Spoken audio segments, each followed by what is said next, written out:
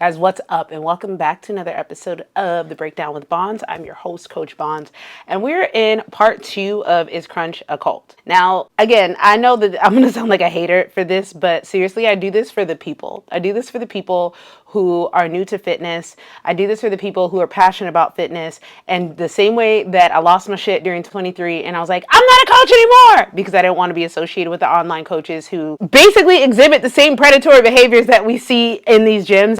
I distance myself so far away from them. Why? Because I'm super passionate about this industry, and not just the industry, but humankind.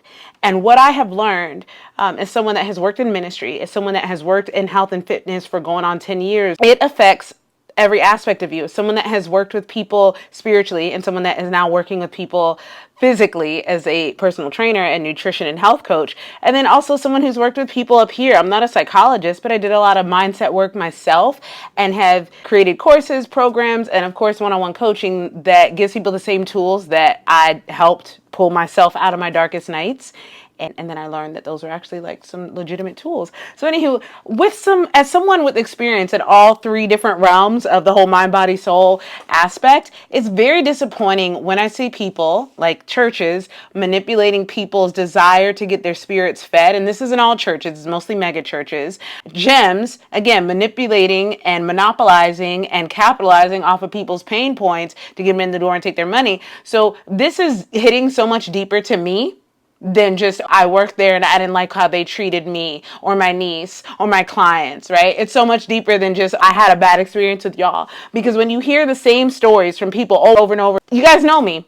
And I said this in the first episode, no matter where I'm at, I'm going to speak up on something that's wrong, especially if I know that the people that it's affecting the most don't feel comfortable speaking up. And the reason for that is because nobody ever spoke up for me. Nobody ever, like I had to either go to bat for myself as a child, as a teenager, like nobody, like when I tried to report my rape, the cops told me at 14, they're like, well, those two young men have, they're football players, they're good in school. They're like, you on the other hand, you run away from home all the time. You got a juvenile record. How do you think that's going to go in court? So I didn't. And my mother and my grandmother and every woman around me kind of agreed with the cop. Like, yeah, because that's what they were used to. So it hits me extra hard when I see people being wronged by the people that are supposed to protect them. Right now that you understand that piece of my story, maybe that hits so much harder. It's so much more than just fuck that gym. It's so much more than I'm mad at that church. It's like I have felt what it's like to be wronged and have no one stand up for you. And in fact, the people that should be going to bat for you don't. So real quick story. One time when my wisdom tooth was messed up, this is back when I was still in church, and I couldn't talk. There's a picture, maybe I'll post it when I edit the video, of my face about the size of a fucking golf ball. And I'm in the emergency room, or in the operation room, or wherever I was, getting ready to go to wherever. I was in the hospital. I think I had just finished being operated. Post-op. And there's a lady in the bed next to me. She's from the Caribbean. I haven't spoken a word to her. You know what she says to me? She goes, and I couldn't talk. And she just starts speaking over me. She said, your voice is powerful. You're not using it. That's why God took it away. Now, whether or not I believe in what she said, back then, as soon as she said it, I heard the call. I was like, all right, you want me to use my voice? Heard, I'll do it, God, I'll do it. And then since then, someone who was timid or someone who wasn't always confident to speak up, I've been speaking up whenever I can. So this situation makes it no different. And what we're seeing right now in our country as a whole is people who are afraid to speak up to a bully. And one of the things that I've learned is that bullies are not so big and bad. When you strip them of everything that makes them look magical, you'll realize they're not shit, which is why they have to be stripped, which is why they have to puff themselves up and seem like they're more than they are, which brings me to kind of the focal point of today's point, which is that they are bullies, or that they're trying to manipulate and that they're trying to control. I don't like being manipulated. I don't like being controlled. I don't like being coerced into things. And I think that is another reason why I have such a vendetta with high pressure sales tactics. As I just explained, I'm someone that has been manipulated before and taken advantage of.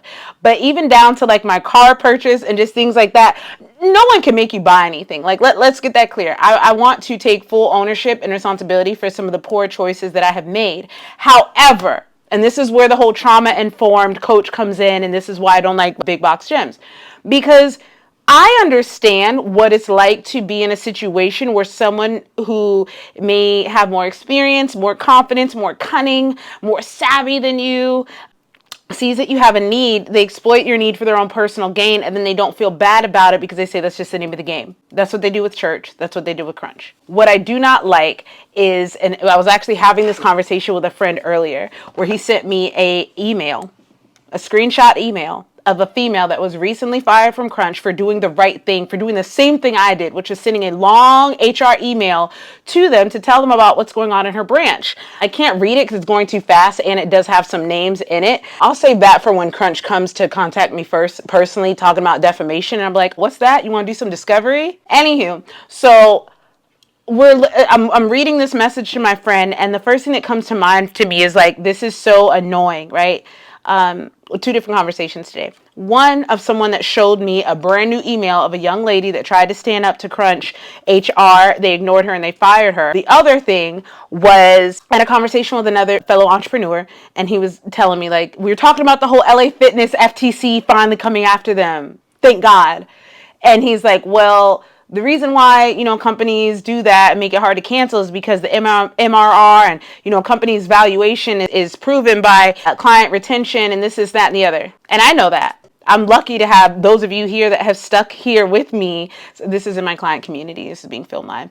But have been with me since day one. You've been a member and you've been a subscriber, whether you're doing your workouts or not. It's been your anchor to fitness. You know that you can jump back in without such a high barrier and having to start back over. You know that this is your home. You know that this is support. Whatever. So I understand the value of being able to show people like, hey, look, this is my client retention. People come and they don't leave. But here's the motherfucking thing. I've always focused on companies that are doing it well without exploiting.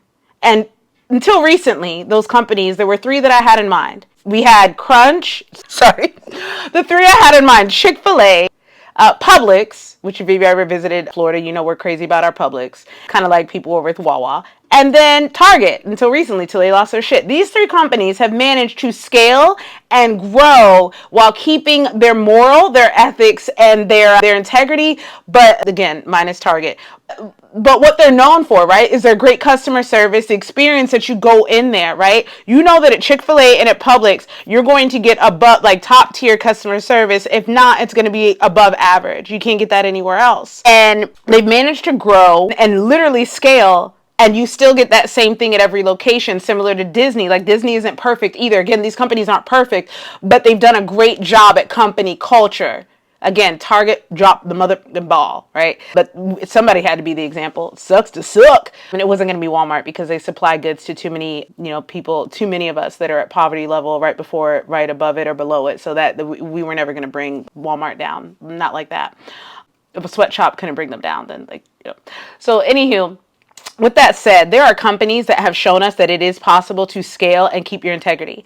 Meanwhile, we have people like Crunch and LA Fitness that are like, well, we want to show how great we are. In my entrepreneur ears, what I'm hearing is we need to falsify data so that we can continue to get funding or continue to get people to buy into this and buy into our stocks. We got to show, again, this is why I hate fucking capitalism to a certain extent, because it's like, you're not actually doing good business. You're just making it look like you are. So you could be having a shitty business, but as long as you keep getting signups like Crunch does, as long as you keep members that aren't quitting because you make it hard for them to quit, it looks like you've got really good MRR or whatever. That's bullshit. This is where the control comes in. Like, why not create an environment, a company culture, a customer experience that people want to stay in? I've got women that have stayed with me for years on and off. If they come back, I don't know if it's because I'm affordable. I don't know if it's because I'm accessible. I don't know if it's because they like my style. I don't know if it's all of the above. I don't know if it's quality. What I do know is they come back or they stay. Okay? I don't have to lock them into a contract where it's like, no, you can't leave. And when I did do shady shit like that, I think I did it like 1 or 2 times. It was just like, hey, you need to, and it wasn't even shady. It was like, hey, you need to let me know 10 days prior to your billing that you're going to quit.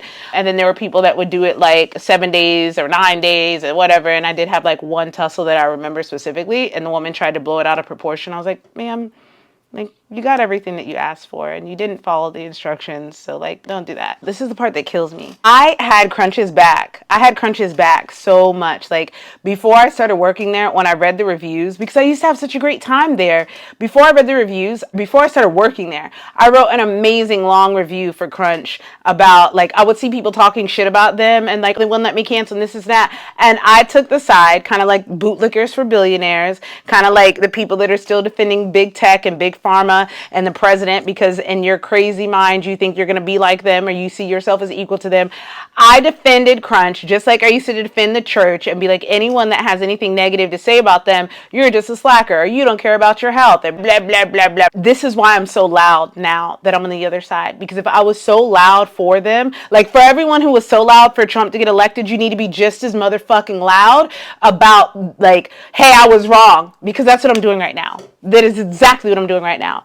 I put people onto this company. I brought clients into this company. I've created content boosting this brand and so much like just free publicity, checking in and doing my stories there and this and that and making it seem like it was a safe place. And for the majority of the population, it is.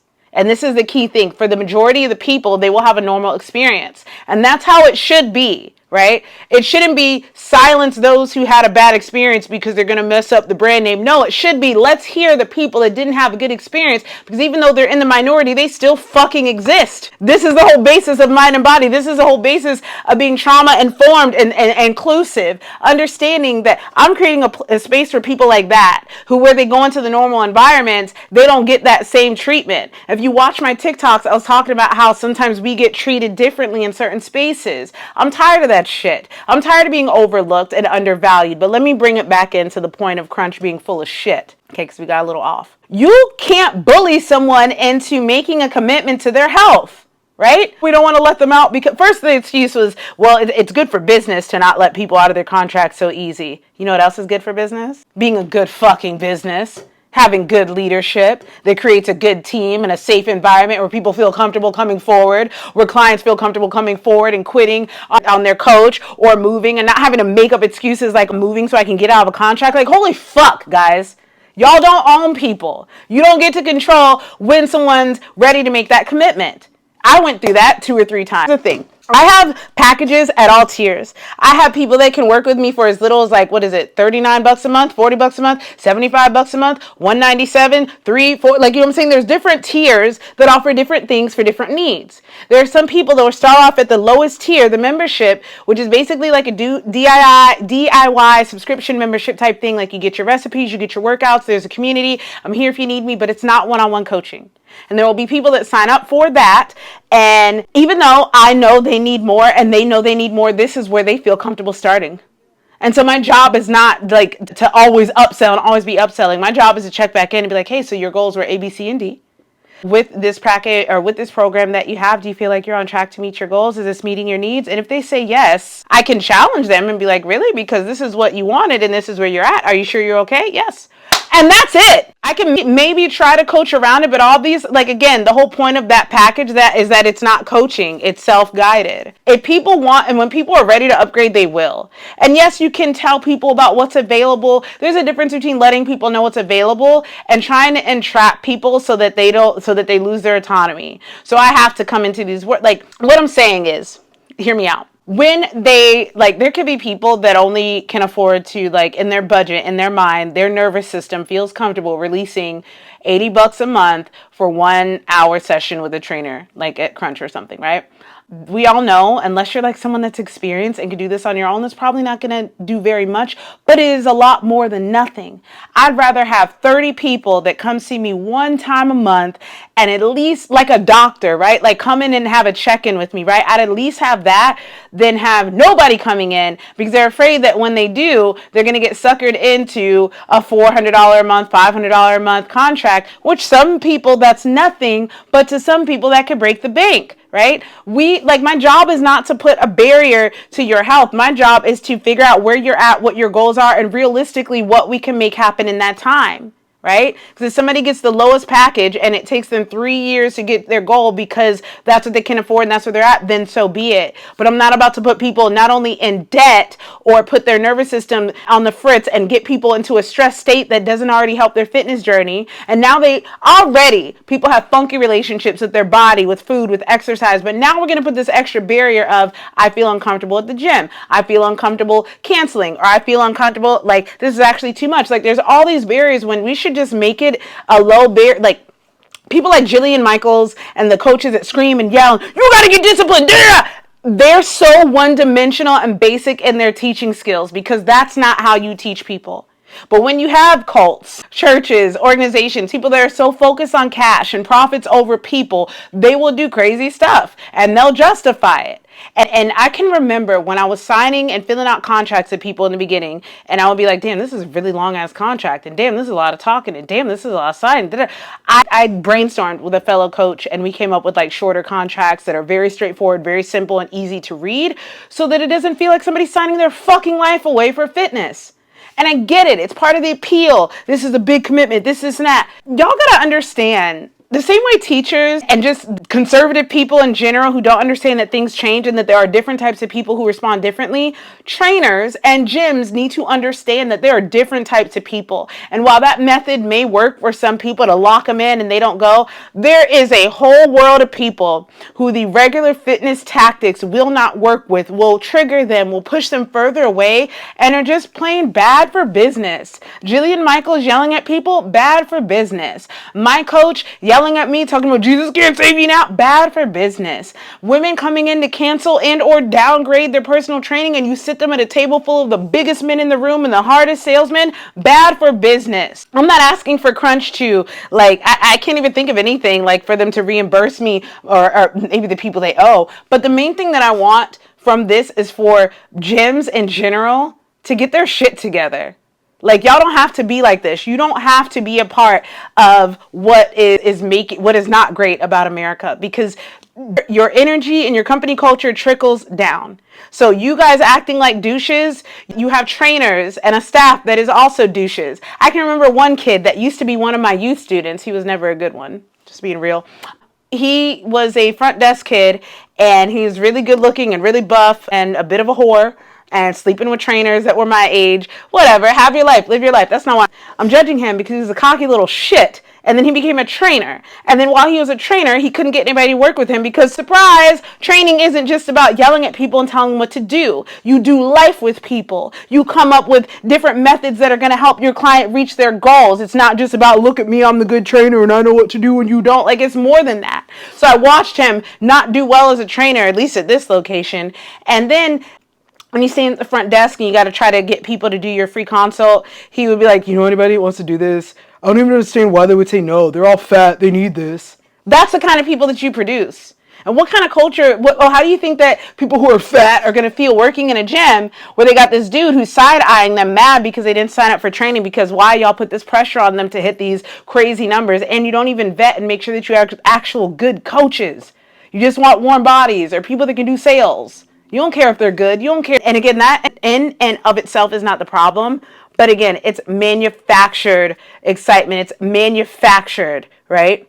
Making people feel like, my clients always felt so awkward in that moment. Like, it's one thing if they want to be like, I'm going to take a picture with you. But I'm like, okay, we just did your check-in. We need to do a picture together now. It's fucking awkward and it's fucking fake. If you can just be real and authentic and actually care and serve people, you don't have to do crazy, fake, inauthentic shit like that. So that's going to conclude my rant today on Is Crunch a Cult Part 2. I know this one was a little bit all over the place, but the main idea here is that I don't believe that I have to force people to sign up for fitness. The women that have stayed in my community, it's either because of what I'm offering, it's convenient for them, it fits their budgets, it fits their needs, it's something that they get value from, so they're still here. Whereas if I go to leave your gym, it's because I either don't get value from it or I don't feel comfortable there. The solution, Crunch is a fucking cult, because when you're in a church or when you're in an organization or a cult and you do things that aren't in alignment with what they believe to be correct, you don't get to have a say or a dialogue. It's like, well, you don't fit our description, gotta go, bye. And that's exactly how they do.